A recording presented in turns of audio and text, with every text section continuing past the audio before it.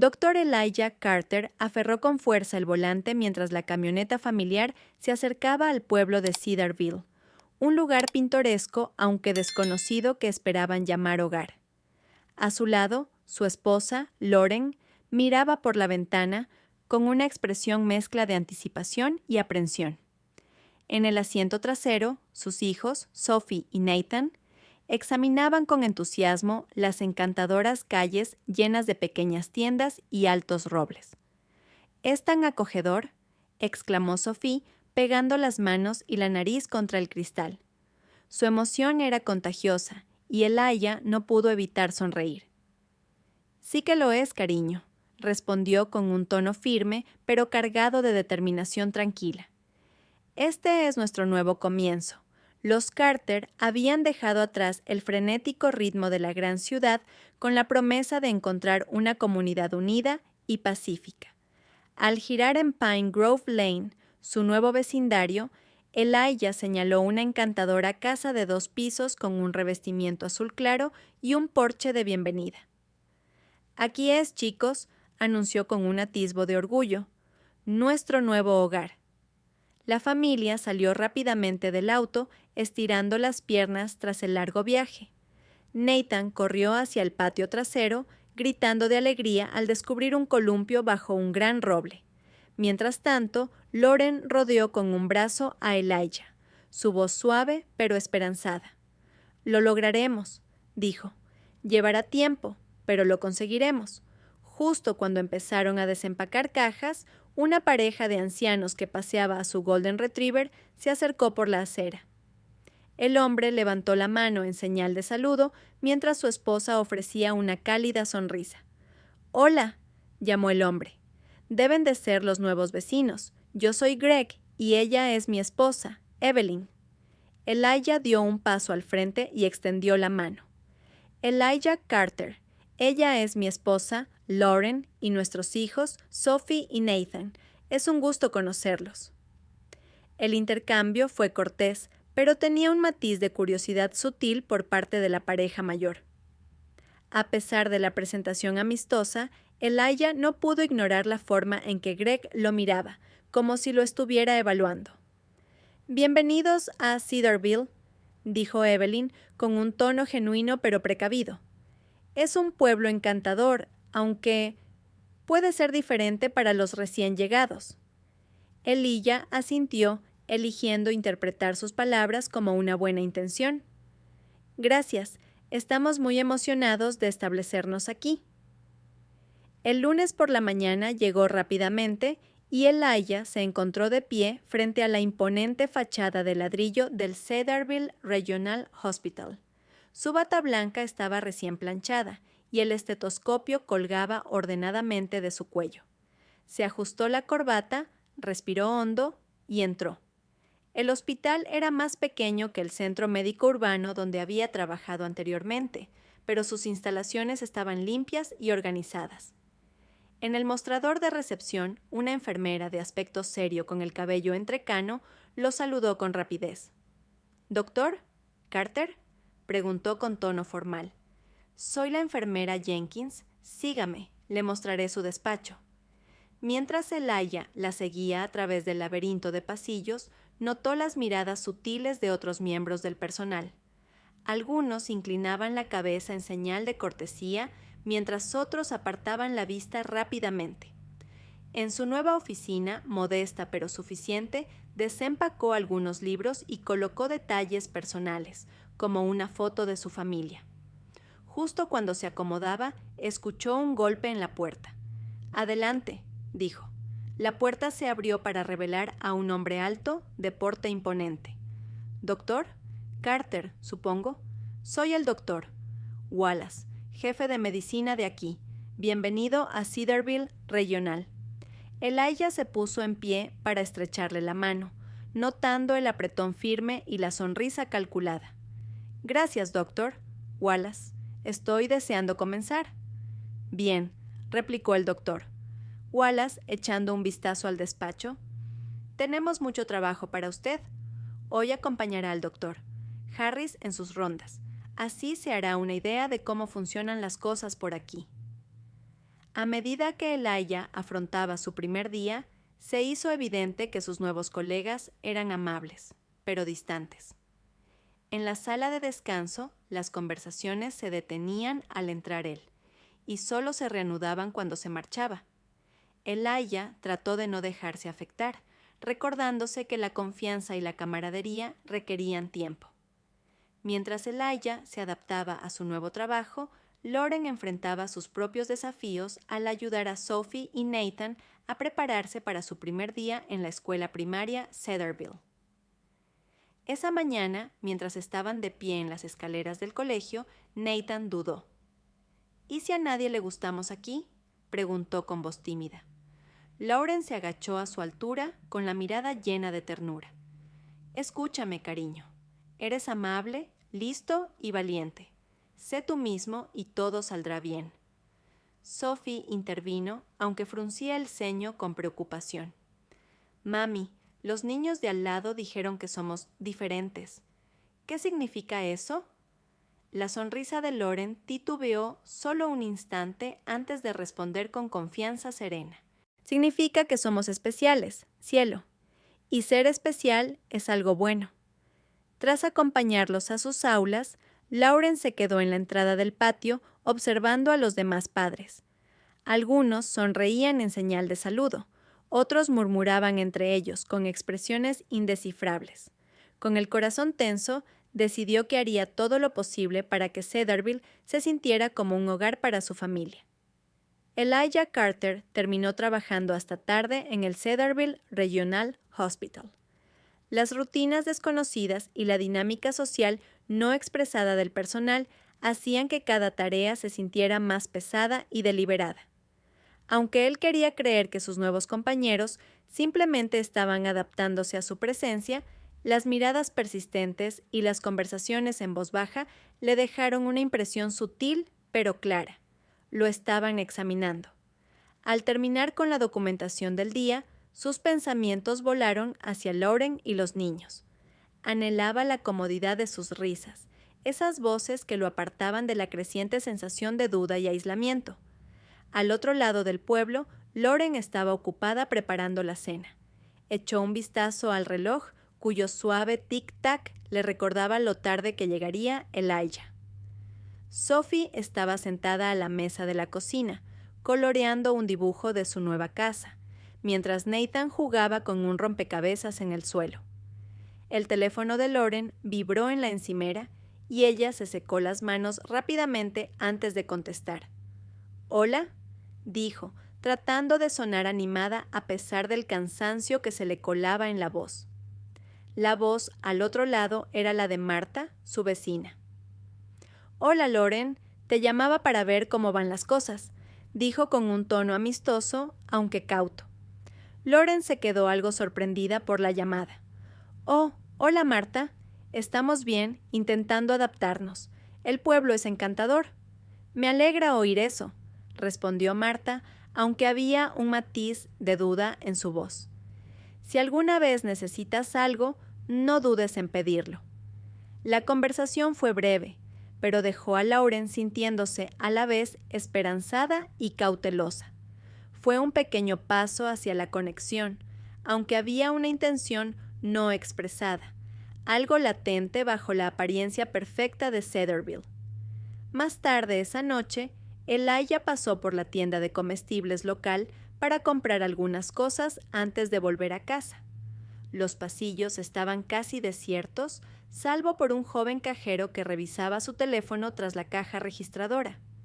Mientras Elijah escogía algunos básicos, pan, leche, una caja de cereales para los niños, sintió la sutil atención de alguien. Al girarse, vio a un hombre mayor, vestido con camisa de franela, que lo observaba desde la sección de frutas y verduras.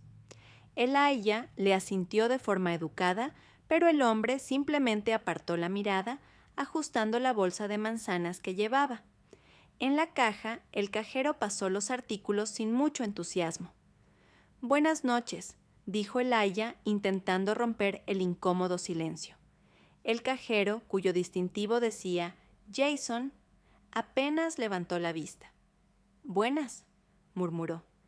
El intercambio fue escueto, pero mientras Elijah caminaba hacia su coche, no podía sacudirse la sensación de no encajar, como una pieza de rompecabezas que intentaba entrar en la imagen equivocada. A la mañana siguiente, la rutina de los Carter se vio interrumpida por un golpeteo inesperado en la puerta. Lauren la abrió para encontrarse a un oficial uniformado en el porche. Su corazón dio un vuelco mientras salía, cerrando la puerta un poco tras ella para proteger a los niños de la escena. «Buenos días, señora», empezó el agente con tono neutral pero firme. «Estamos haciendo un seguimiento de un incidente reciente en la gasolinera de la carretera. Me gustaría hacerles algunas preguntas a usted y a su esposo». Lauren parpadeó con la mente en ebullición. «Claro», respondió con cautela. «Pero no sé cómo podríamos ayudar. ¿De qué incidente se trata?» «Hubo un robo», explicó el oficial con una expresión inescrutable. «¿Y estamos hablando con los residentes de la zona como parte de la investigación?» Lauren asintió lentamente. «Elijah está en el trabajo ahora mismo, pero pueden volver más tarde cuando él esté en casa». El oficial le entregó una tarjeta de presentación. «Nos pondremos en contacto», dijo antes de dar media vuelta y volver a su coche. Mientras Lauren lo veía alejarse, una pesada inquietud se instaló en su pecho. Cuando Elijah regresó esa tarde, Lauren le contó el encuentro. «Están preguntando a todos», dijo intentando sonar tranquila. «Pero fue raro». Elijah frunció el ceño al escucharla. «Seguramente sea algo rutinario», respondió, aunque su voz dejaba traslucir un leve indicio de duda. «No tenemos nada que ocultar». Sin embargo, a medida que pasaron los días, la visita del oficial siguió rondando en sus mentes. Mientras tanto, los rumores sobre el robo se extendían por Cedarville. En el hospital, Elijah alcanzaba a oír fragmentos de conversación entre el personal en la sala de descanso. «Escuché que creen que fue alguien nuevo en el pueblo», murmuró una enfermera. «Tiene sentido», respondió otra. «Alguien que no conoce bien el lugar». Aunque las palabras no iban dirigidas a él abiertamente, Elijah sintió cómo le calaban. Le resultó imposible sacudirse la idea de que el escrutinio del pueblo ahora se centraba en él. Lauren también enfrentaba sus propios problemas. En la escuela, los demás padres eran amables pero distantes. Sus charlas se interrumpían en seco cuando ella se acercaba. Sophie y Nathan empezaron a contarle pequeños detalles reveladores. «Mamá», dijo Nathan una tarde, «¿por qué en el recreo los otros niños no juegan conmigo?» Lauren se agachó hasta su altura, apartándole un mechón de pelo de la frente. «A veces la gente necesita tiempo para conocer a quien llega nuevo», respondió con dulzura.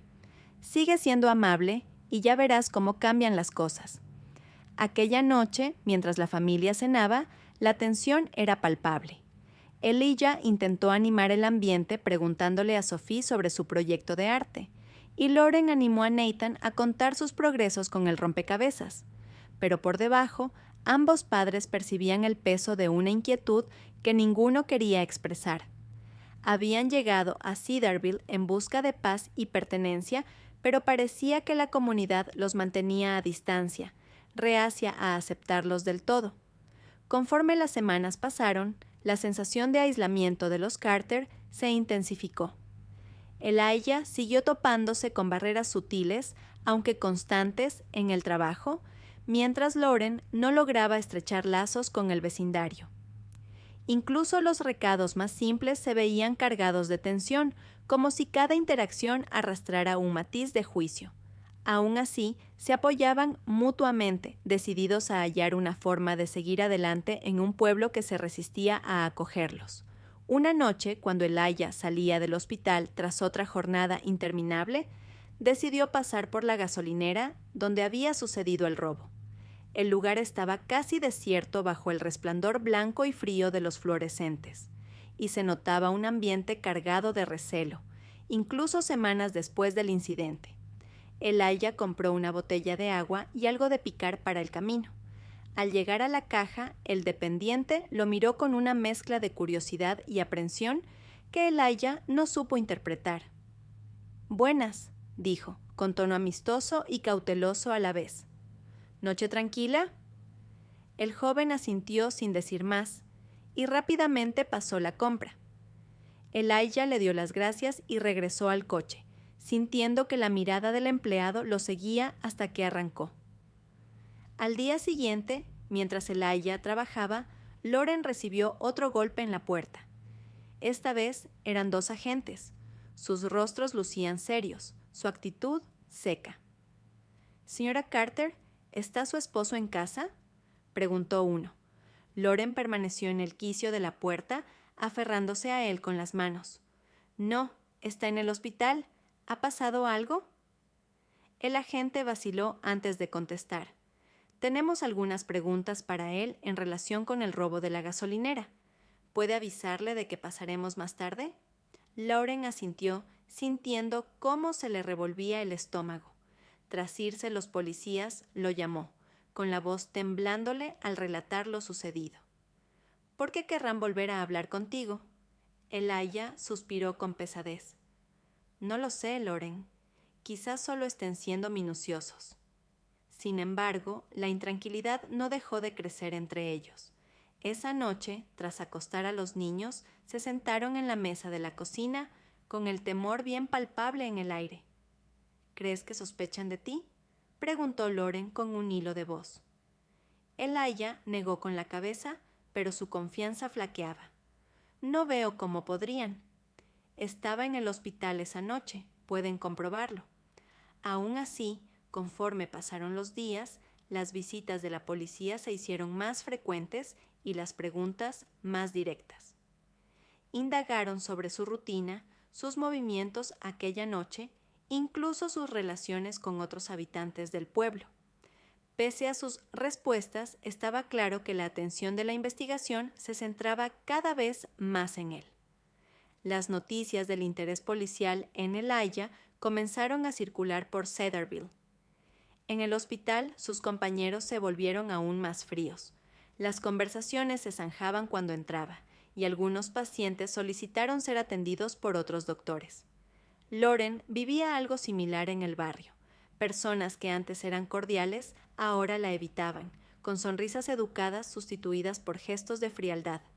Incluso Sophie y Nathan se dieron cuenta del cambio. «Mamá», preguntó Sophie una noche, «¿por qué ya nadie quiere sentarse conmigo en el almuerzo?». Lauren la abrazó con fuerza, sintiéndose desolada. «No es culpa tuya, cariño», dijo, aunque ni ella misma estaba convencida de sus palabras. La tensión llegó a un punto crítico una noche en que la policía detuvo a Elijah de camino a casa. El agente que se acercó a su coche le pidió que se bajara y lo acribilló a preguntas, so pretexto de una parada de tráfico rutinaria. «La semana pasada estuvo en la gasolinera, ¿verdad?», inquirió con tono acusador. «Compré una botella de agua», contestó Elijah, perdiendo la paciencia. «¿Es un delito?». El agente no respondió directamente. En cambio, examinó detenidamente la licencia de Elijah como si buscara algo incriminatorio. Finalmente se la devolvió y le dijo que se marchara. El encuentro dejó a Elijah temblando, con la sensación de que su seguridad se desmoronaba. Cuando se lo contó a Lauren, su preocupación se tornó en rabia. «No está bien, Elijah, te están señalando porque eres nuevo y diferente», dijo, con la voz temblándole de frustración. Elijah asintió con la mandíbula apretada. «Lo sé, pero ¿qué podemos hacer? Si me defiendo con demasiada fuerza, solo conseguiré empeorar las cosas». Lauren le sujetó la mano. «No podemos quedarnos de brazos cruzados mientras te tratan así. Tenemos que encontrar a alguien que escuche, alguien que pueda ayudarnos». Los Carter empezaron a buscar apoyo, contactando a organizaciones defensoras y a abogados, pero una y otra vez se toparon con negativas educadas. «Lo siento», dijo un representante por teléfono, «no disponemos de recursos para asumir casos nuevos en este momento». Cada rechazo minaba un poco más su esperanza, pero se negaban a rendirse. Lauren pasaba horas investigando casos similares, decidida a proteger a su esposo y limpiar su nombre. Entretanto, la tensión en Cedarville seguía en aumento. Los rumores se multiplicaban, alimentados por el miedo y la suspicacia. En el supermercado, Elijah escuchó retazos de conversación que le helaron la sangre. «He oído que ha estado mintiendo sobre ser médico», susurró una mujer. «No me sorprendería que estuviera detrás del robo», respondió otra. Elijah apretó los puños, conteniéndose para no encararlas. Sabía que solo lograría empeorar todo. La gota que colmó el vaso ocurrió una noche cuando la policía llegó a su casa con una orden. Elijah estaba en la puerta, atónito, mientras los agentes explicaban que se lo iban a llevar detenido para interrogarlo en relación con el robo. Lauren se aferró a su brazo con la voz temblorosa. «Es un error. Mi esposo no tiene nada que ver con esto», gritó. «Por favor, señora, retroceda», pidió uno de los agentes, con tono firme, aunque no agresivo. Elijah se volvió hacia Lauren, con una expresión extrañamente serena a pesar de la tempestad interna. «Cuida de los niños», dijo con suavidad. «Volveré pronto». Mientras el coche policial se alejaba, Lauren se quedó en el porche, sintiéndose impotente. Dentro de la casa, Sophie y Nathan miraban tras las cortinas, con ojos desorbitados por la confusión y el miedo. Lauren inspiró hondo y se volvió hacia ellos, con una sonrisa forzada. «Todo va a estar bien», prometió, aunque sentía que el corazón se le desgarraba. En la comisaría, Elijah fue conducido a una sala de interrogatorios austera, iluminada por luces fluorescentes que le daban un tono agresivo al ambiente. El detective Howard, un hombre de semblante duro y ojos penetrantes, se sentó frente a él. «Dr. Carter», empezó con un tono calculado, «tenemos un testigo que afirma haber visto a alguien con su descripción cerca de la gasolinera la noche del robo». Elijah se inclinó hacia adelante, las manos fuertemente entrelazadas. «Yo estaba trabajando esa noche. Pueden revisar mi horario, mis registros de pacientes. No estuve en ningún momento cerca de esa gasolinera hasta días después». Howard ladeó la cabeza con una expresión indescifrable. «Lo comprobaremos. Mientras tanto, ¿hay algo más que quiera contarnos?». Elijah negó con la cabeza. «Ya les he dicho todo. No tengo nada que ocultar porque no he hecho nada malo». A pesar de su compostura, sentía un nudo de miedo apretándole el pecho. Sabía lo fácil que era ignorar la verdad cuando la sospecha se había afianzado. Cuando terminó el interrogatorio, lo dejaron salir bajo fianza, pero el daño ya estaba hecho. Al salir de la comisaría, se encontró con el destello de las cámaras de la prensa, cuyas preguntas se mezclaron en un barullo imposible de descifrar. Elijah los ignoró, centrado solo en reunirse con su familia. Elijah regresó a casa y encontró a Lauren esperando en el porche, con los brazos fuertemente rodeando su propio cuerpo como si quisiera protegerse del frío. Ella corrió hacia él en cuanto salió del coche y lo abrazó con tal fuerza que transmitía alivio y agotamiento al mismo tiempo. «¿Estás bien?», susurró con un leve temblor en la voz.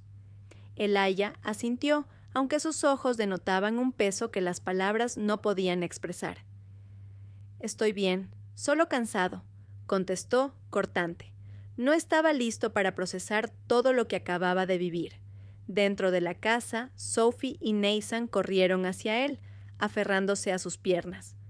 «Papá, volviste», exclamó Nathan con un tono en el que se mezclaban alegría y preocupación. Elijah se agachó y los estrechó entre sus brazos. «Aquí estoy», dijo suavemente, acariciándoles el pelo. «¿Todo va a estar bien?». Sin embargo, al alzar la vista y mirar a Lauren, cuyas facciones reflejaban su misma inquietud, supo que esas palabras eran más para consolar a los niños que para convencerse a sí mismo. Los días siguientes estuvieron marcados por un silencio tenso que parecía envolver la casa. Elijah volvió al trabajo, pero el ambiente en el hospital era más hostil que nunca. Pacientes que antes eran neutrales, ahora pedían directamente otro médico. Algunos evitaban hacer contacto visual, mientras otros cuchicheaban en voz baja, interrumpiendo de golpe cuando él entraba. La soledad le resultaba asfixiante, y a veces se preguntaba si habrían cometido un error al mudarse a Cedarville. Mientras tanto, Lauren persistía en su lucha por conseguir apoyos para Elijah. Hacía llamadas, redactaba cartas y estudiaba precedentes legales durante horas cada día. Su determinación era firme, pero el agotamiento asomaba en las ojeras cada vez más marcadas y en la quiebra ocasional de su voz si hablaba demasiado rato. Una tarde, sentada en la mesa de la cocina rodeada de papeles, marcó otro número con la mano temblorosa. «Hola, soy Lauren Carter. Llamo por el caso de mi esposo», empezó, pero la voz al otro lado la interrumpió enseguida. «Lo siento, señora Carter, pero no podemos asumir casos nuevos en este momento». La línea se cortó antes de que ella pudiera replicar. Lauren observó el teléfono con la mandíbula apretada. Se negó a llorar, no cuando quedaba tanto por hacer. En la escuela, Sophie y Nathan también sufrían la ausencia de su padre y el estigma que envolvía a la familia. Al recreo, Sophie se sentaba sola a la sombra de un árbol, con la libreta de dibujo sobre las rodillas. Dibujaba su antigua casa, anhelando la familiaridad que habían dejado atrás. Nathan, demasiado pequeño para comprenderlo todo, intentaba jugar al fútbol con un grupo de niños. ¿Puedo unirme?, preguntó con voz esperanzada. Uno de los chicos negó con la cabeza, rotundo. No necesitamos más jugadores. Con la cabeza gacha, Nathan regresó a los columpios, arrastrando los pies en la tierra. Por las noches, tras acostar a los niños, Elijah y Lauren se reunían en silencio en la sala de estar, sintiendo cómo la gravedad de la situación los envolvía como una presencia palpable. «No van a parar, ¿verdad?», preguntó Lauren, rompiendo el silencio. Elijah se frotó las sienes, dejando caer los hombros con cansancio. «No lo parece», reconoció. «Ya han decidido que soy culpable. No les importa cuál sea la verdad». Lauren le sujetó la mano con fuerza y determinación. «Vamos a pelear esto», dijo con una firmeza que desafiaba su extenuación. «Pase lo que pase, lucharemos».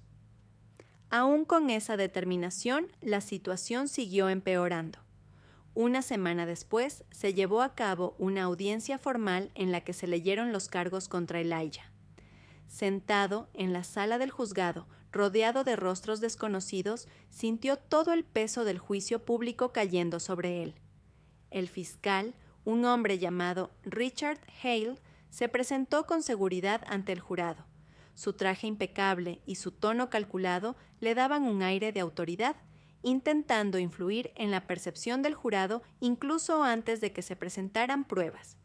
«Damas y caballeros», comenzó Hale con voz suave y ensayada, «estamos aquí para enjuiciar un crimen que ha sacudido los cimientos de nuestra comunidad. El robo en la gasolinera y tienda de Cedarville no fue solo un hurto, sino una traición a la confianza. Y hoy demostraremos que el responsable se sienta aquí, en esta sala». Señaló a Elijah, cuyas palabras cayeron como un mazazo. Elijah mantuvo el rostro impasible, aunque sentía brotar la ira y la frustración. Sabía que no había pruebas sólidas, pero el discurso de Hale pintaba un cuadro de culpabilidad difícil de rebatir. La abogada defensora, una mujer de voz suave llamada Karen Briggs, se puso en pie para ofrecer su declaración inicial. «Mi cliente, el doctor Elijah Carter, es un hombre íntegro, un sanador que ha dedicado su vida a ayudar a los demás. Las acusaciones que se le hacen no solo carecen de fundamento, sino que además atentan contra los principios más básicos de justicia». Sus palabras eran comedidas y tranquilas, pero Elijah sabía que la batalla sería cuesta arriba. El jurado mostraba expresiones que iban de la desconfianza a la hostilidad manifiesta, nublando su capacidad de juicio. Durante el juicio, la fiscalía se apoyó sobre todo en pruebas circunstanciales, una imagen borrosa de la cámara de seguridad, una descripción vaga de un testigo y el hecho de que Elijah hubiera estado cerca de la gasolinera días después del robo. Cada prueba parecía otro ladrillo en el muro que se levantaba en su contra. Mientras tanto, la defensa batallaba para desmontar ese relato. Karen señalaba la falta de evidencias directas y presentaba registros que acreditaban la coartada de Elijah, pero sus argumentos parecían chocar contra un muro de incomprensión. El semblante del jurado permanecía frío y cargado de escepticismo. En un momento particularmente tenso, un testigo declaró haber visto a alguien que coincidía con la descripción de Elijah cerca de la gasolinera la noche del robo. ¿Puede afirmar con absoluta certeza que era el doctor Carter?, preguntó Karen durante el contrainterrogatorio. El testigo vaciló, perdiendo seguridad. Bueno, no puedo estar 100% seguro, admitió. Pero el daño ya estaba hecho. La duda había arraigado y las expresiones del jurado dejaban en claro que se inclinaban hacia la culpabilidad. El corazón de Elijah se encogía a medida que el juicio avanzaba, sintiéndose incapaz de detener la avalancha de desinformación y prejuicios. Cada día se sentaba en la sala, con las manos fuertemente unidas, rezando por un milagro que cambiara el rumbo. Detrás de él, Lauren asistía a todas las sesiones, transmitiéndole fortaleza con su sola presencia, aunque sus propios temores la desbordaban. Cada vez que sus miradas se cruzaban, ella le dedicaba un leve asentimiento, recordándole que no estaba solo. El día en que se leyó el veredicto, la sala del juzgado quedó envuelta en un silencio espeso. El presidente del jurado se puso en pie y leyó la decisión, aclarando la garganta. Nosotros, el jurado, encontramos al acusado, el doctor Elijah Carter, culpable. La palabra resonó en la mente de Elijah, cada sílaba cayendo con la fuerza de un martillo. Sintió la mano de Lauren sobre su hombro y el esfuerzo que hacía por contener el llanto. Se volvió hacia ella, con una mezcla de pena y determinación en la mirada.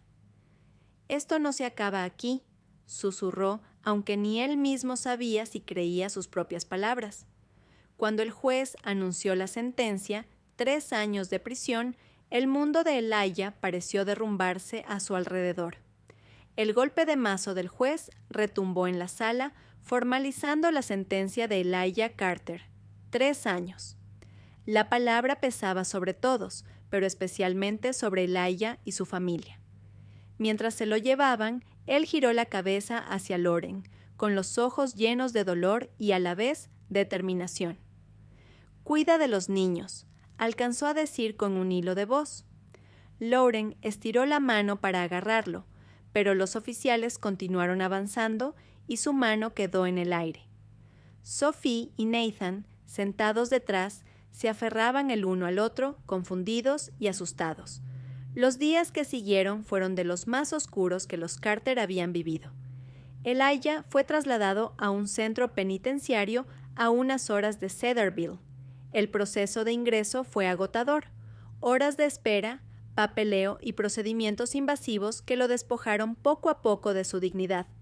Recibió el mono naranja estándar y fue asignado a una celda compartida con otro interno, Terrence, un hombre callado que apenas hablaba.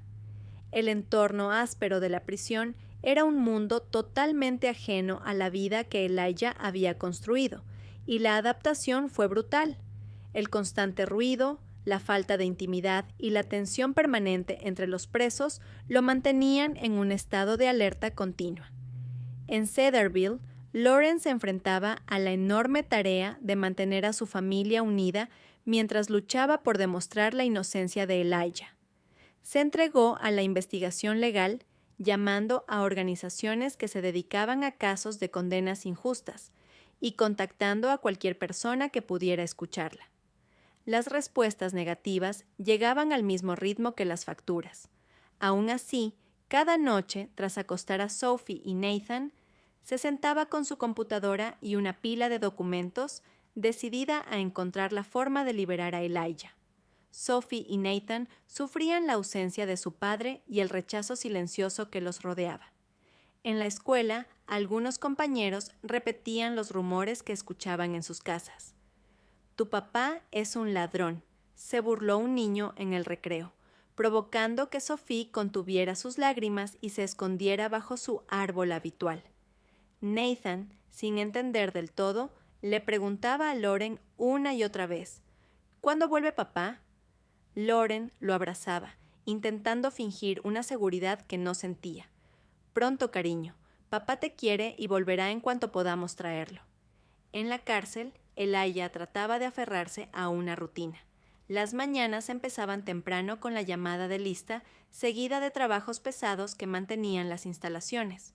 Usaba gran parte de su tiempo libre en la biblioteca, devorando libros sobre derecho y justicia penal, con la esperanza de entender el sistema que lo había sentenciado y hallar alguna vía para demostrar su inocencia. Fue allí donde llamó la atención de otro preso, Marcus, un hombre delgado que lo observaba con curiosidad. «¿Eres abogado o algo así?», preguntó Marcus con mezcla de escepticismo e intriga. Elijah cerró el libro que estaba leyendo. «Number, soy médico», contestó con sencillez. Marcus arqueó una ceja. «¿Un médico? ¿Qué hace un médico aquí dentro?». Elijah titubeó antes de responder. «Estar en el lugar equivocado en el momento equivocado. ¿Creen que hice algo que no hice?». Marcus lo miró en silencio antes de asentir. «Sí, muchos aquí están igual, engañados de una manera u otra». Con el paso del tiempo, Marcus se convirtió en un aliado silencioso, mostrándole a Elijah las normas no escritas de la vida en prisión y presentándole a otros que también se sentían atrapados por un sistema que consideraban injusto. Pronto se corrió la voz de que Elijah era doctor. Cuando un interno corpulento llamado Ramón se desplomó en el patio durante la hora de recreo, Elijah actuó por instinto. «¡Denle espacio!», gritó, intentando imponer calma en medio del caos. Tras tomarle el pulso y observar su respiración, se dirigió a los guardias. «Es un golpe de calor, necesita agua y que lo llevemos a un sitio más fresco». Al principio, los guardias se mostraron reacios, pero cuando vieron a Ramón empeorar, obedecieron las indicaciones de Elijah. La noticia corrió rápido y los reclusos empezaron a buscarlo para pequeñas dolencias o heridas.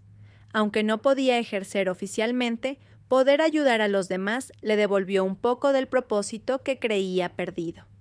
Un día, Elijah recibió una carta de Lauren. Reconoció enseguida la letra y sintió un torbellino de emociones al abrirla. «Elijah, te extrañamos muchísimo», empezaba. «Los niños intentan ser valientes, pero preguntan por ti a diario. Sophie te ha hecho dibujos y Nathan dice que quiere ser médico como su papá cuando crezca». Elijah leyó la carta con un nudo en la garganta, cada palabra transformándose en un ancla que lo mantenía aferrado a la vida más allá de los muros de la cárcel. Lauren hablaba de su progreso en la búsqueda de un abogado y las estrategias que estaban siguiendo. «Es duro», escribía, «pero no dejaré de luchar. Creo en ti y sé que la verdad saldrá a la luz». Elijah dobló la carta con sumo cuidado y la guardó bajo el colchón, sabiendo que volvería a leerla una y otra vez para encontrar fuerzas. Mientras tanto, en Cedarville, la perseverancia de Lauren empezaba a dar pequeños frutos. Tras semanas de contacto incesante, finalmente logró concertar una reunión con un abogado especializado en condenas injustas llamado David Grant, un hombre de mediana edad y carácter firme pero empático. Cuando Lauren le expuso el caso de Elijah, él la escuchó con atención, tomando apuntes de vez en cuando. «Está claro que la fiscalía se basó casi en su totalidad en pruebas circunstanciales», dijo tras oír toda la historia. «Pero revocar una condena no es tarea sencilla. Necesitamos algo concreto que demuestre que Elijah no pudo cometer el delito». Lauren asintió, con la determinación brillándole en los ojos. «Haré lo que sea necesario». David empezó a revisar detalladamente el caso, descubriendo inconsistencias que se habían pasado por alto durante el juicio. Una grabación de seguridad de la gasolinera mostraba una silueta borrosa cuya estatura y complexión no coincidían con la de Elijah. Otro testigo que originalmente dio una descripción vaga admitió en entrevistas posteriores que no estaba seguro de lo que había visto. Poco a poco, la narrativa de la fiscalía comenzaba a resquebrajarse. Mientras David construía la apelación, Lauren no cesaba en sus esfuerzos por concienciar al pueblo. Se dirigía a organizaciones locales, hablaba en reuniones vecinales y hasta inició una campaña en redes sociales para difundir la historia de Elijah. Aunque muchos seguían escépticos, surgió un pequeño grupo que empezó a cuestionar la justicia del veredicto. Entre ellos se encontraba Marta, la vecina que al principio había mantenido las distancias. Una tarde llamó a la puerta de Lauren con un gesto turbado. «He estado pensando en lo que me contaste», dijo con voz vacilante. «Y creo que tienes razón. Lo que le ha pasado a Elijah no me parece justo». Lauren la invitó a pasar, y ambas conversaron largo rato. Marta compartió sus propias observaciones sobre los prejuicios que había observado en Cedarville y se ofreció a ayudar a difundir la historia de Elijah. Fue un gesto pequeño, pero para Lauren representó una chispa de esperanza en medio de tanta oscuridad. La lucha por la libertad de Elijah distaba mucho de haber acabado, pero cada paso, por mínimo que fuera, daba a la familia Carter un atisbo de confianza. Elijah también mantenía la esperanza alimentada por las cartas de Lauren, el cariño de sus hijos y la convicción de que tarde o temprano la justicia triunfaría. Richard echó un vistazo a su teléfono vibrando, interrumpiendo por un instante la montaña de documentos que ocupaba su escritorio. Dudó antes de contestar, temiendo que cualquier distracción pudiera minar su ya tenso ritmo de trabajo. Aún así, atendió la llamada. La voz de Linda surgió al otro lado, impregnada de preocupación. «Grace ha tenido otro ataque de alergia en la escuela», dijo con un tono calmado, pero que mostraba cierta intranquilidad. «La enfermera me llamó para que fuera a buscarla». Richard soltó un hondo suspiro, llevándose la mano al puente de la nariz para liberar la tensión que se le acumulaba en los hombros. «¿Está bien?», logró preguntar, intentando mantener la voz serena. «Ahora sí», respondió Linda. «Pero es la tercera vez este mes, Richard.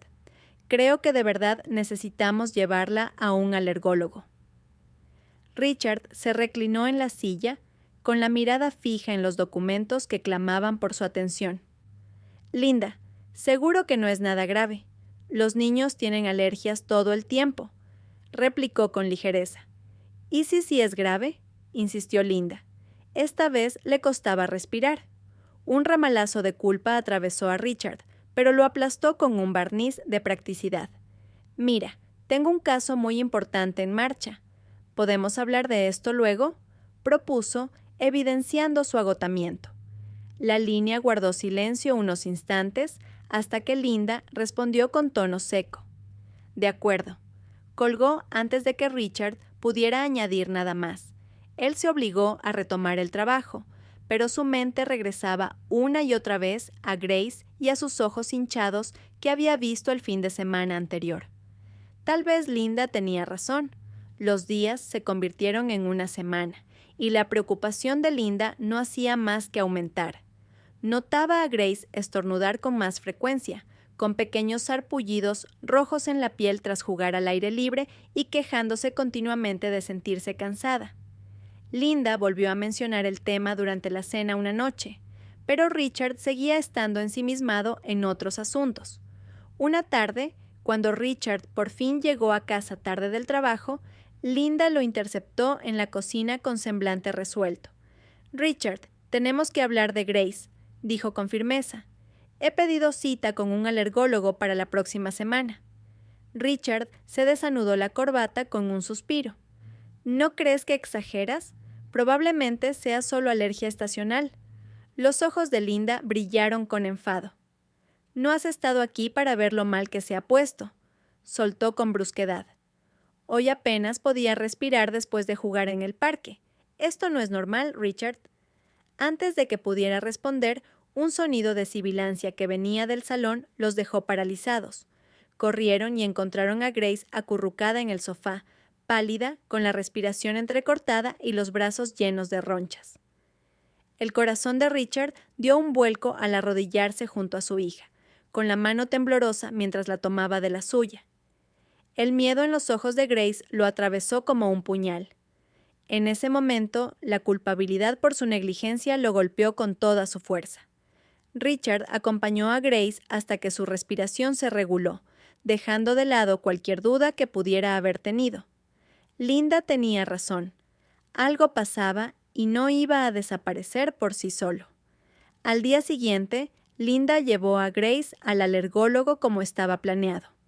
Sorprendentemente, Richard salió antes del trabajo para acompañarlas, sentándose en la sala de espera con la pierna temblando de nervios.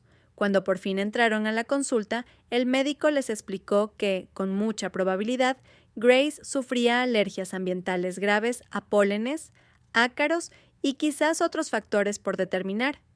Habrá que hacer pruebas para confirmarlo y diseñar un plan de tratamiento, comentó el doctor en un tono profesional, pero empático.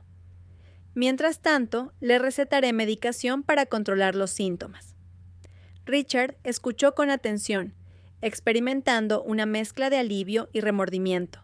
Se sentía aliviado de que su hija fuese a recibir el cuidado necesario, y a la vez arrepentido por no haber actuado antes. Durante el trayecto de vuelta a casa, Grace dormitaba en el asiento trasero. Linda miró a Richard, que seguía al volante con gesto contrito. «Sé que has estado bajo mucha presión», dijo con suavidad. «Pero somos un equipo, Richard. Grace nos necesita. A los dos». Él asintió, apretando las manos en el volante. «Tienes razón», admitió en voz baja. «Haré lo que deba hacer». Linda le puso la mano en el brazo y en ese contacto se diluyó parte de la tensión acumulada en las últimas semanas. Esa noche, mientras Richard daba vueltas en la cama incapaz de conciliar el sueño, se sorprendió pensando en lo cerca que habían estado de perder a Grace. La imagen de sus ojos asustados seguía grabada en su mente, recordándole lo distorsionadas que estaban sus prioridades. Se prometió que no volvería a anteponer el trabajo a su familia. La salud y la felicidad de Grace eran innegociables y haría todo lo posible para que nunca más se sintiera desatendida. En las semanas siguientes se produjo un cambio en la dinámica del hogar de los Harlan. Richard hizo un esfuerzo activo por desconectar del trabajo y estar presente en casa. Acompañó a Grace a las revisiones con el alergólogo, escuchando con atención las indicaciones del médico sobre los desencadenantes y el tratamiento. La pequeña tuvo que someterse a una serie de pruebas cutáneas en el brazo, con hileras de alérgenos pinchados. Richard se mantenía a su lado, sujetándole la mano y conteniendo la respiración cada vez que Grace fruncía el ceño de dolor. «Eres muy valiente, cariño», le susurraba, apartándole un mechón de la frente. Grace esbozaba una sonrisa tenue, recuperando poco a poco la confianza en su padre. Los resultados confirmaron que Grace tenía alergias graves a varios agentes ambientales: polvo, polen, algunas variedades de césped e incluso esporas de moho. El alergólogo les dio una lista detallada de cambios que debían hacer en casa: filtros de aire especiales, ropa de cama hipoalergénica, aspirar con frecuencia y reducir las actividades al aire libre durante la temporada alta de polen. Linda lo aceptó con estoicismo, dispuesta a transformar la casa en un entorno seguro para su hija. Richard, aun sintiendo vergüenza por el peso que Linda había cargado sola, se volcó en la tarea. Dedicó los fines de semana a instalar purificadores de aire y limpiar a fondo rincones que apenas había mirado antes. Grace se mostraba sorprendida pero contenta de tenerlo cerca. Ambos se reían mientras reorganizaban su cuarto, eligiendo sábanas rosas a juego con la personalidad alegre de la niña. Una tarde, mientras Richard pasaba la aspiradora con una energía casi obsesiva, Linda se apoyó en el quicio de la puerta con los brazos cruzados y una sonrisa irónica. ¿Quién eres y qué has hecho con mi marido?, bromeó. Richard se giró, con el pelo revuelto y la camisa por fuera, y le devolvió una sonrisa avergonzada. «Estoy compensando el tiempo perdido», confesó con voz seria. Linda se acercó y le puso una mano en el brazo. «Todos cometemos errores, Richard. Lo importante es que los estemos corrigiendo. Juntos». Por primera vez en mucho tiempo, Richard sintió una paz interior. No se trataba solo de resolver un problema, sino de reconstruir la confianza y la conexión con su familia. A medida que la salud de Grace mejoraba con el nuevo tratamiento, Richard empezó a replantearse otras áreas de su vida, incluyendo decisiones profesionales que lo habían llevado a un ritmo frenético. Un recuerdo en particular volvía a su mente: el juicio del doctor Isaiah Brooks. Años atrás había relegado el caso al olvido, pero la experiencia con Grace había reavivado su conciencia. Muchas noches, incapaz de dormir, se sentaba en su estudio contemplando la foto de su graduación de Derecho. Recordaba la ilusión con la que pensó que usaría las leyes para hacer el bien. Con el tiempo, esa ilusión se había convertido en ambición, y la ambición le había hecho perder de vista la justicia. El caso Brooks representó un punto de inflexión. En su momento, se convenció de que las pruebas eran sólidas y de que la condena estaba justificada. Pero ahora surgían dudas. Visualizaba la expresión del doctor Brooks cuando se leyó el veredicto: asombro, incredulidad y una dignidad silenciosa que se negó a quebrarse. Richard comprendió que no podía ignorar más esos pensamientos. Empezó a revisar antiguos expedientes tarde en la noche, buscando la verdad que antes había preferido no ver. Leyó declaraciones de testigos y registros de pruebas, notando inconsistencias que en su afán de ganar el caso había pasado por alto. Había un nombre que aparecía con frecuencia: Mara Jenkins, testigo clave cuya declaración había sido decisiva. Richard la recordaba como una joven nerviosa, ansiosa por agradar. Su testimonio había encajado con la cronología de los hechos, pero al releerlo, algo le resultaba extraño. Decidió buscarla con un peso de incertidumbre y determinación en el pecho. Tras varias llamadas y búsquedas en Internet, averiguó que Mara vivía en un modesto apartamento en las afueras de Maplewood. Llamó a su puerta un sábado por la mañana, con el corazón acelerado. Cuando ella abrió, lo reconoció al instante y en su mirada se dibujó una mezcla de sorpresa y recelo. «Señor Harlan», dijo, aferrada al marco de la puerta. «¿Qué hace aquí?». Richard tragó saliva, tratando de mantener la voz firme. «Mara, necesito hablar con usted sobre el caso Brooks. Sé que ha pasado mucho tiempo, pero creo que tal vez nos equivocamos».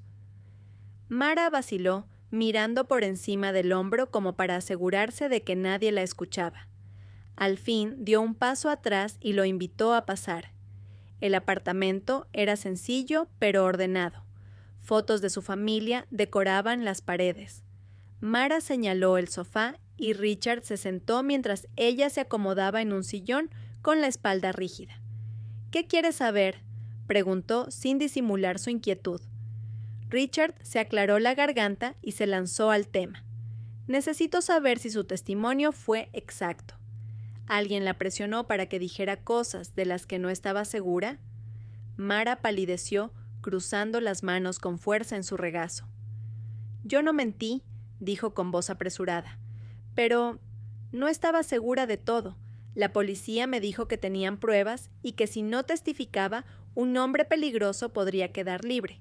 Solo quería hacer lo correcto». La voz se le quebró y sus ojos se llenaron de lágrimas. «Pero ahora no sé. ¿Y si ayudé a condenar a un inocente?». El estómago de Richard se encogió al confirmarse sus peores temores. Se inclinó hacia ella, hablando en voz baja pero firme. «Mara, si hay alguna posibilidad de que el doctor Brooks fuera condenado injustamente, tenemos que corregirlo. ¿Podría ayudarme?». Mara dudó. el miedo patente en su rostro. No lo sé. ¿Y si la gente se entera? ¿Pensarán que mentía a propósito? Richard le sostuvo la mirada con sinceridad. No estarás sola. Yo asumiré la responsabilidad de reabrir el caso. Pero necesitamos su testimonio, Mara. El Dr. Brooks merece que salga la verdad. Tras un silencio cargado de tensión, Mara asintió con los ojos brillantes de determinación reprimida. De acuerdo, susurró. Lo haré. Richard abandonó el apartamento con una mezcla de alivio y desasosiego. Sabía que reabrir el caso implicaría exponer sus propios errores, pero era la única forma de buscar justicia para el Dr. Brooks. Esa noche volvió a casa extenuado pero firme en su propósito. Observó a Grace dibujando en la mesa de la cocina y sintió un golpe de responsabilidad. No solo se trataba de enmendar su pasado, sino de mostrarle a su hija el verdadero valor de la integridad y la justicia. En las semanas siguientes, Richard se volcó en la reapertura del caso del Dr. Brooks. Estudió antecedentes legales, redactó peticiones y contactó a antiguos colegas especializados en casos de sentencias erróneas. Al principio, las reacciones fueron frías. Algunos lo ignoraron, otros se mostraron escépticos. Al fin y al cabo, un fiscal que reabriera un caso que él mismo condujo a juicio era inusual.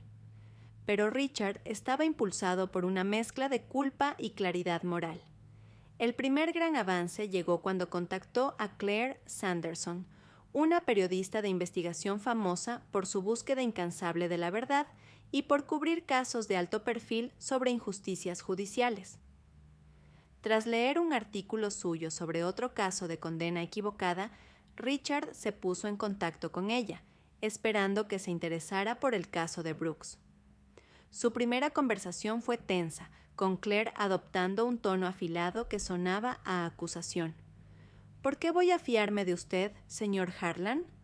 Usted fue quien envió a ese hombre a prisión. Richard respiró hondo. Tiene todo el derecho a dudar de mí. Cometí un error terrible, pero ahora quiero enmendarlo. Tengo pruebas nuevas que pueden exonerar al doctor. Brooks, necesito su ayuda para sacarlas a la luz. Siguió un silencio prolongado antes de que Claire respondiera. Envíeme todo lo que tenga. Si veo que se sostiene, consideraré investigarlo. Richard pasó días recopilando cada archivo e informe sobre el caso, incluyendo declaraciones de testigos, transcripciones del juicio e informes internos de la policía. Cuando le envió el dossier a Claire, no estaba seguro de que ella lo leyera por completo. Para su sorpresa, lo llamó 2 días después. Esto es contundente, concedió. Empezaré a investigar, pero necesito acceso a las pruebas originales. ¿Podrá ayudarme con eso? Richard dudó, consciente de las trabas burocráticas y de la probable oposición de sus antiguos compañeros. Lo conseguiré, aseguró. Mientras tanto, Mara Jenkins preparó una declaración jurada retractándose de parte de su testimonio. Detalló cómo la policía la había condicionado y reconoció que nunca estuvo completamente segura de los hechos la noche del crimen. Su confesión, unida al trabajo de investigación de Claire, se convirtieron en el eje de la estrategia de Richard para lograr un nuevo juicio. Aún así, él era consciente de lo difícil que sería. Reabrir el caso echaría por tierra su reputación y removería un pasado que mucha gente preferiría enterrar. Cuando al fin presentó la petición al tribunal, la sala estaba llena a rebosar. Richard se alzó ante el juez con la respiración entrecortada, sintiendo el escrutinio de sus ex colegas, periodistas y ciudadanos. Su señoría empezó con voz firme. Estoy aquí no como fiscal, sino como un hombre que busca reparar una gran injusticia. Ha surgido nueva evidencia que cuestiona la integridad del caso contra el doctor Isaiah Brooks. Pido formalmente un nuevo juicio para que salga a la luz la verdad. La jueza, una mujer de semblante serio y mirada escrutadora, se inclinó hacia adelante. Es muy inusual, señor Harlan. ¿Qué evidencia tiene para justificar su solicitud? Richard describió las inconsistencias en las pruebas iniciales, presentando la retractación de Mara y los hallazgos de Claire. Recalcó la falta de evidencias forenses que ligaran a Brooks con el delito y cómo nunca se investigaron adecuadamente otras pistas. La sala se llenó de murmullos cuando Richard terminó su alegato. La jueza alzó la mano para pedir silencio. Revisaré su moción y emitiré un fallo en una semana. Dictaminó antes de levantar la sesión. La espera fue desgarradora. Richard apenas dormía, repasando los detalles una y otra vez. Se reunía con Claire casi a diario, discutiendo estrategias y la repercusión más amplia que tendría el caso. Si ganamos, esto no solo beneficiará al doctor Brooks, señaló Claire. También expondrá los fallos del sistema y podría ayudar a más gente en su misma situación. Richard asintió, sintiendo el peso de la responsabilidad. Lo sé, por eso no podemos permitirnos fracasar. La llamada decisiva le llegó de Claire mientras estaba en casa con la familia. Han concedido la reapertura del caso, anunció ella con evidente entusiasmo.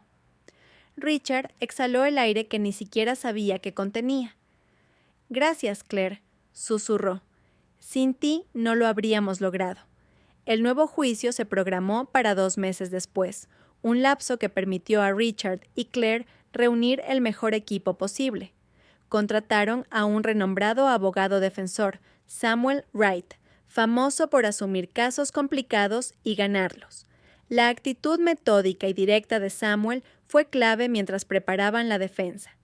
El propio doctor Brooks, que había mantenido una calma envidiable durante todo el proceso, mostró gratitud y nervios. No sé si podré soportarlo de nuevo, admitió una noche. El primer juicio casi me destruye. Richard le puso una mano en el hombro. Esta vez será distinto, Isaiah, te lo prometo.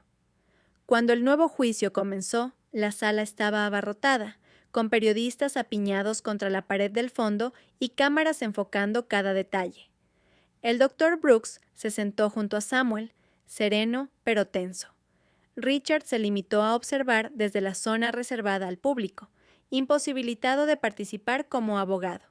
A lo largo de varios días, la defensa desmontó la acusación punto por punto, subrayando la falta de pruebas forenses, la coacción sufrida por Mara y lo sesgada que había sido la investigación al ignorar pruebas que podían exculpar a Brooks. Mara declaró en persona, con la voz quebrada pero firme al reconocer la presión que había sentido.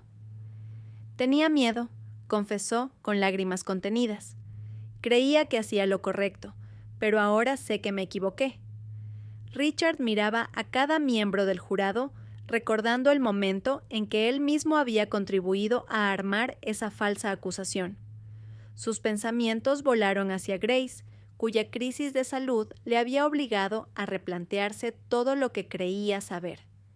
También pensó en Linda, que lo había apoyado incluso cuando él mismo se debatía en su propia culpa. Y sobre todo, pensó en el doctor Brooks, un hombre que había demostrado una entereza que él, como fiscal, nunca tuvo. El día en que el jurado emitió su veredicto, reinaba una expectación sofocante.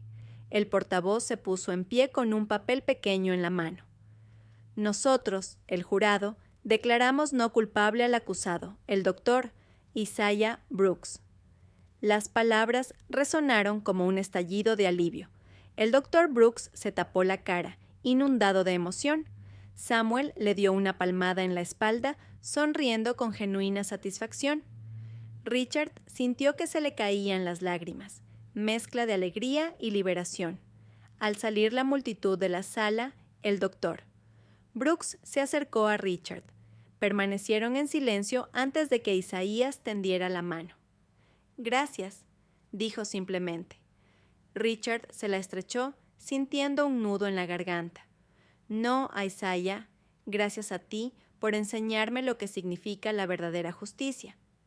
En las semanas sucesivas, Maplewood comenzó un proceso de sanación.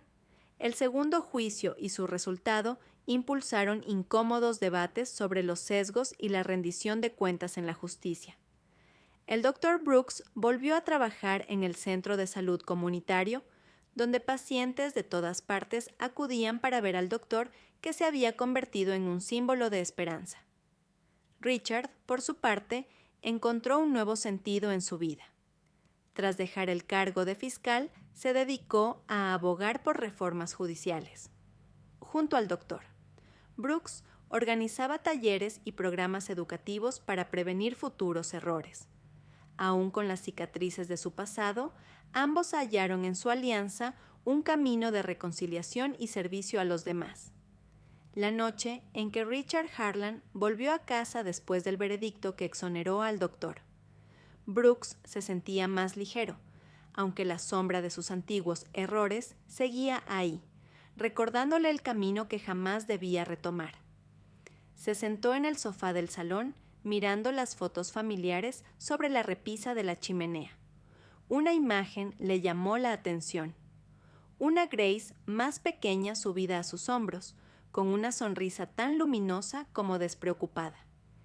Él reía en la foto. En tiempos anteriores a las presiones laborales, la ambición desmedida y las malas decisiones. Linda apareció en la puerta observándolo antes de acercarse con una taza de té. ¿Estás bien?, preguntó con suavidad, tomando asiento a su lado. Richard asintió, aunque la respuesta era compleja. Estoy mejor, admitió, pero no puedo dejar de pensar en cuánto daño causé, no solo a la familia Brooks, sino a la nuestra también.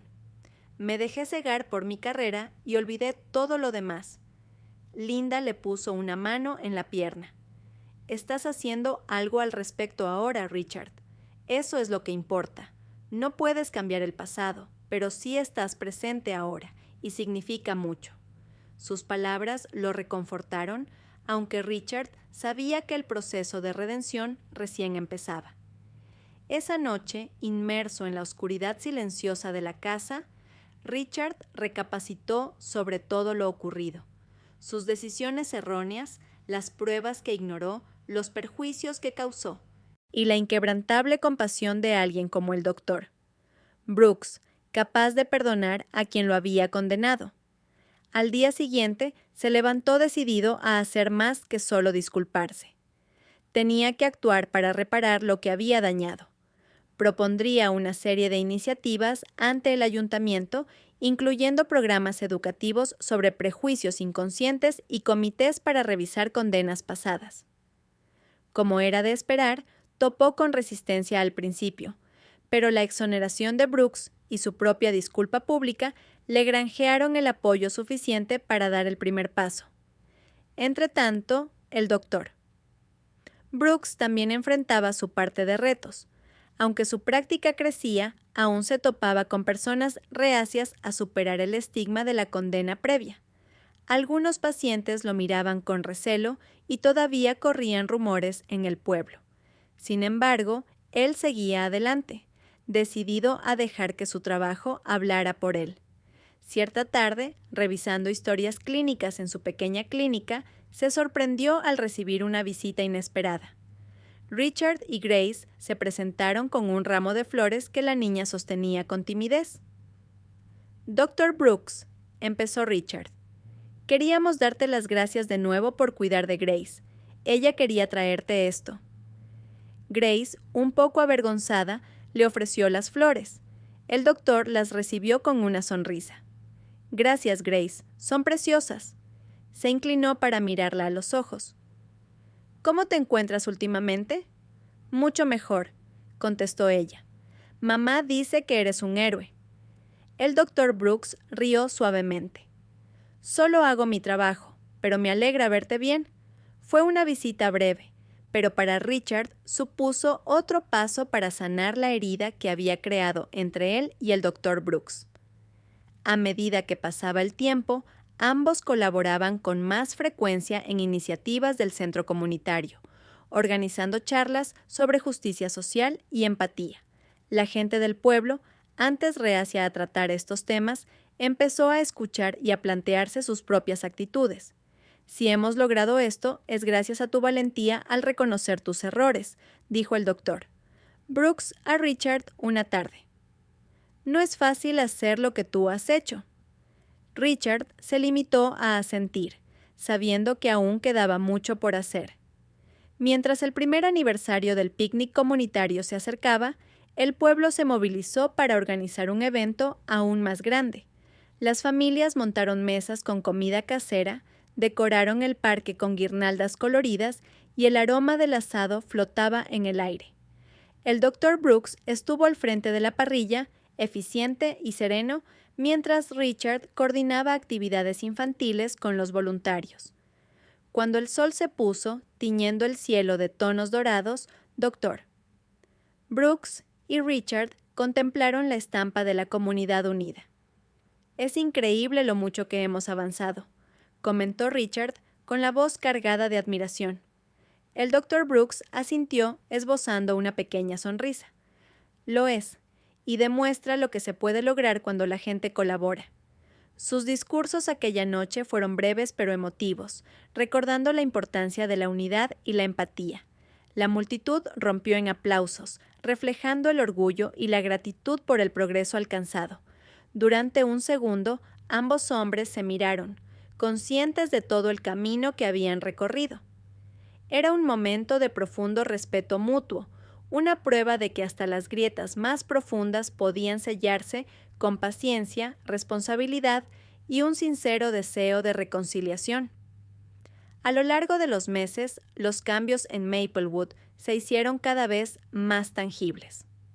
El picnic anual se convirtió en una tradición muy esperada, atrayendo incluso a gente de otras localidades, deseosa de presenciar la unidad y la cordialidad que definían al pueblo. El Dr. Brooks y Richard eran invitados con frecuencia a conferencias y seminarios, contando su experiencia como testimonio del poder de la responsabilidad y la empatía. La práctica del doctor. Brooks prosperaba no solo por su profesionalismo, sino también por su estatus de ejemplo de resiliencia. La gente buscaba su consejo más allá de las dolencias médicas, hallando sosiego en su carácter amable y su perspectiva reflexiva. Quienes antes dudaban de él se sentían cada vez más a gusto al tratarlo, y la vida del doctor. Brooks se estabilizó, brindándole de nuevo la satisfacción de servir a la gente que tanto necesitaba de un buen médico. Un día, recibió una carta de una antigua colega, la doctora Claire Livingston, que había seguido su caso desde una ciudad vecina. «Isaiah, has demostrado una fuerza de carácter increíble. Si alguna vez necesitas apoyo para retomar tus investigaciones médicas, cuenta conmigo», decía la carta. Aquellas palabras reavivaron el sueño que el doctor Brooks creía abandonado, retomar su labor de investigación médica. Con el ánimo de su familia y el reconocimiento del pueblo, se embarcó en la búsqueda de subvenciones para estudiar la accesibilidad sanitaria en comunidades desfavorecidas, decidido a convertir sus adversidades personales en motivación para un cambio sistémico. Richard, por su parte, continuó implicándose en labores sociales y asesorías jurídicas, sobre todo a jóvenes abogados. «Su labor no es solo ganar casos», les decía. «Tienen la responsabilidad de buscar la verdad, sin importar a dónde los lleve. Recuerden las vidas humanas detrás de cada expediente». Las charlas se hicieron muy populares, llegando incluso a atraer a estudiantes de otras ciudades. La historia de Richard, sobre la peligrosa combinación de ambición desmedida y falta de empatía, era un recordatorio poderoso para quienes aspiraban a ejercer la ley con ética. En el plano familiar, Richard trabajaba cada día para recuperar el tiempo perdido con Linda y Grace. Se comprometió a cenar en casa siempre que le fuera posible y a participar activamente en las actividades escolares de Grace. Los fines de semana, ambos iban a la cocina comunitaria a servir comidas o ayudaban en la organización de eventos locales. «Papá, estoy orgullosa de ti», le dijo Grace una tarde, agarrándolo de la mano tras una de sus charlas sobre justicia. Las palabras le llegaron al alma, confirmándole que el camino de redención no solo beneficiaba a la comunidad, sino también a su propia familia. En una ocasión, mientras Richard revisaba un nuevo caso en los juzgados, se topó con Mara Thompson, una residente local con la que apenas había hablado tras el juicio de Brooks. «Señor Harlan», dijo ella con timidez, «estuve pensando mucho en lo que pasó con el doctor. Brooks, quiero ayudar a que no se repita. Mi familia es propietaria de un viejo almacén en Main Street y nos gustaría convertirlo en clínica gratuita. ¿Cree que el pueblo la necesitaría?» Los ojos de Richard se iluminaron ante la propuesta. «Mara, es una idea maravillosa. Conozco al mejor candidato para dirigirla». En pocas semanas, el proyecto empezó a tomar forma. El Dr. Brooks asumió la supervisión médica y Richard se encargó de los trámites legales. Los vecinos se volcaron donando materiales, dinero y mano de obra para reconvertir el almacén en un espacio luminoso y acogedor. El día de la inauguración de la clínica gratuita de Maplewood fue una jornada de fiesta. Familias enteras acudieron a visitar las nuevas instalaciones, que disponían de salas de consulta, una pequeña farmacia y un espacio para talleres comunitarios. El Dr. Brooks saludaba a todos con una gran sonrisa, mientras Richard, a su lado, irradiaba satisfacción. El alcalde pronunció un breve discurso alabando a ambos por su dedicación. «Esta clínica es mucho más que salud. Es un recordatorio de lo que podemos lograr cuando trabajamos unidos. Tras el corte de cinta, doctor». Brooks y Richard recorrieron el lugar, maravillados ante lo que habían logrado. «Esto es increíble, Isaiah», comentó Richard con total admiración. «Has convertido algo que estaba en ruinas en un lugar lleno de vida». El Dr. Brooks le devolvió la sonrisa. «Lo hemos logrado los dos, Richard, y esto es solo el comienzo. La clínica se convirtió rápidamente en un pilar de la comunidad, ofreciendo atención a quienes no podían costear un seguro médico. El Dr. Brooks instauró un sistema de pagos adaptados y colaboró con organizaciones locales para impartir talleres gratuitos sobre nutrición, salud mental y prevención de enfermedades. Con el paso de los meses, el lugar se llenó de historias de esperanza, como la de una madre soltera cuyo hijo pudo tratarse el asma que llevaba años sin diagnosticar. «Nos han cambiado la vida», le confesó ella con la voz entrecortada por la emoción. El Dr. Brooks, profundamente conmovido, respondió: «Gracias a usted por confiarnos su cuidado». Richard también siguió encontrando formas de aportar. Creó un fondo de becas para estudiantes de Derecho procedentes de entornos humildes, al que llamó Beca Brooks en honor al doctor. La primera beneficiaria, una joven llamada Sofía, lo miró con lágrimas en los ojos mientras sostenía el certificado. «Me ha dado una oportunidad que nunca pensé que tendría. Se lo agradeceré siempre». Richard sonrió, sintiendo cómo cada pequeño acto de solidaridad aliviaba un poco su pasado. Con los años, la población de Maplewood se transformó en un ejemplo de reconciliación y progreso. El picnic comunitario anual seguía siendo el acontecimiento más esperado, atrayendo visitantes de las ciudades vecinas.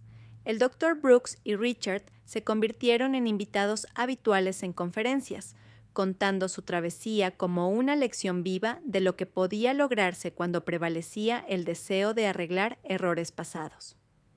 En el 5º aniversario de la apertura de la clínica se organizó una celebración especial. Acudieron familias, líderes locales e incluso representantes estatales para homenajear al doctor. Brooks y a Richard por su constante labor a favor de la comunidad. De pie sobre un pequeño escenario, el doctor. Brooks tomó la palabra. «Esta clínica y este pueblo demuestran que incluso frente a la injusticia, la esperanza puede surgir. Hemos comprobado que cuando nos unimos podemos crear algo más fuerte, algo mejor». Al terminar, cedió el micrófono a Richard, quien habló con voz cargada de emoción. «Estoy aquí como alguien que cometió graves errores, pero que también tuvo la oportunidad de enmendarlos. Estoy agradecido a este pueblo, a Isaiah y a todos los que creyeron en la posibilidad de un cambio. Sigamos avanzando juntos». El aplauso fue ensordecedor, una muestra del sentimiento colectivo de gratitud y orgullo que invadía a los habitantes de Maplewood. Cuando el sol se ocultó, bañando el cielo en un resplandor dorado, el doctor. Brooks y Richard se quedaron unos instantes a solas, conscientes de que su recorrido compartido simbolizaba el poder de la redención y la resiliencia. Aquella noche, Richard Harlan volvió a casa sintiéndose en paz, aún sabiendo que las huellas de su pasado no desaparecerían por completo. Se acomodó en el sofá, mirando las fotos familiares que ahora estaban cargadas de un significado diferente: el de la recuperación, la unión y la esperanza. Al fin y al cabo, pensó, las cicatrices podían recordarnos los errores, pero también eran testimonio de cuánto podíamos avanzar cuando nos atrevíamos a cambiar.